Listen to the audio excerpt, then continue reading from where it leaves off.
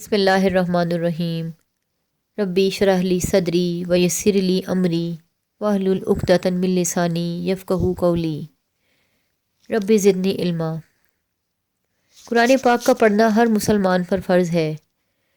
بالکل اسی طرح قرآن پاک کا پڑھنا باعث نجات ہے کہ یہ کتاب دنیا اور آخرت کی بھلائی کی ضامن ہے، کہ اس کے پڑھنے سے جہاں ہماری دنیا کی زندگی کے ہر پہلو میں رہنمائی حاصل ہوتی ہے، اسی طرح آخرت میں یہ بخشش اور نجات کا ذریعہ بنے گا۔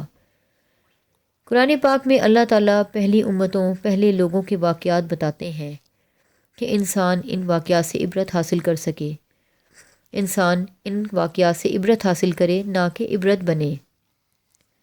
اللہ تعالیٰ فرماتے ہیں کہ جب تک ان لوگوں نے اللہ کی رسی کو مضبوطی سے تھامے رکھا اور دین پر عمل کرتے رہے، امن میں رہے، اور جب انہوں نے اللہ کو للکارا اور اللہ تعالیٰ نے ان کو عبرت کا نشان بنا دیا، تو اللہ تعالیٰ ہمیں بھی قرآن پاک میں تنبیہ کر رہے ہیں کہ میرے بندے نافرمانی سے باز آ جائیں، کہ پہلی قوموں نے اللہ تعالیٰ کی نافرمانی کی تو اللہ تعالیٰ نے ان کو عبرت کا نشان بنا کر فنا کر دیا۔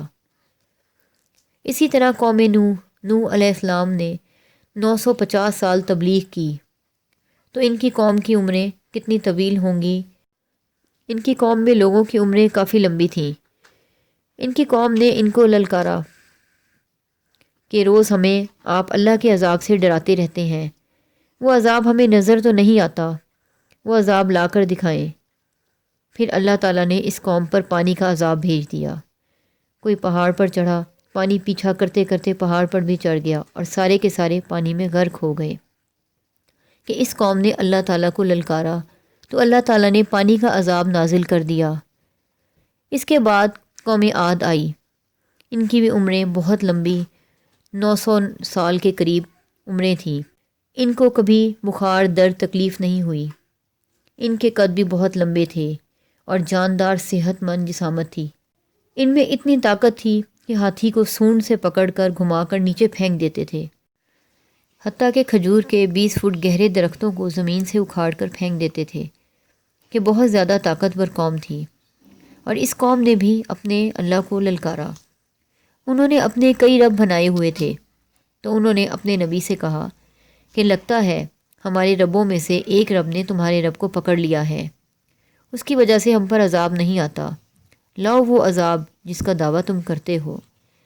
پھر اللہ تعالیٰ نے، جس کا قرآن شاہد ہے، ایسی ہوا چلائی، ایسی آندھی آئی جو 7 سے 8 دن چلی، اور یہ ہوا کہ ان لوگوں کو آپس میں اس ہوا نے ٹکرایا اور نیچے پھینک دیا۔ یہ لوگ اسی طرح بوٹی بوٹی ہو کر زمین پر گر پڑے۔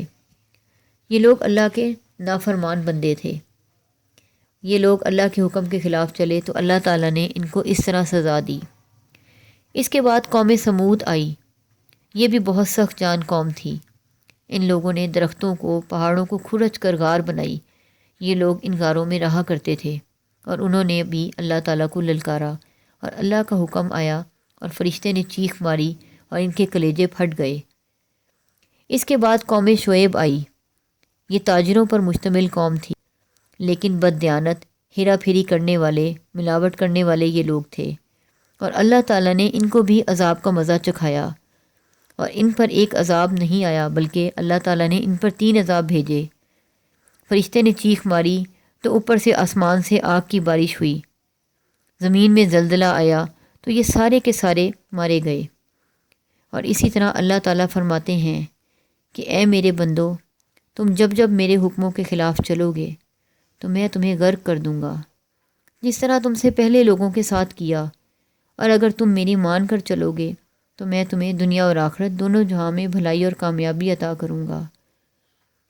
اللہ تعالیٰ ہم سب کو قرآن پاک پڑھنے اور اس پر عمل کرنے کی توفیق عطا فرمائے، آمین۔